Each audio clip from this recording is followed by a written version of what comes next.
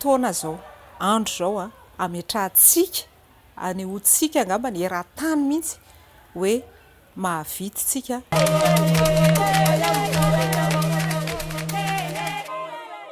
amiko mitovy ny fianarana natao, mitovy ny zavatra azo tany dia mitovy zany.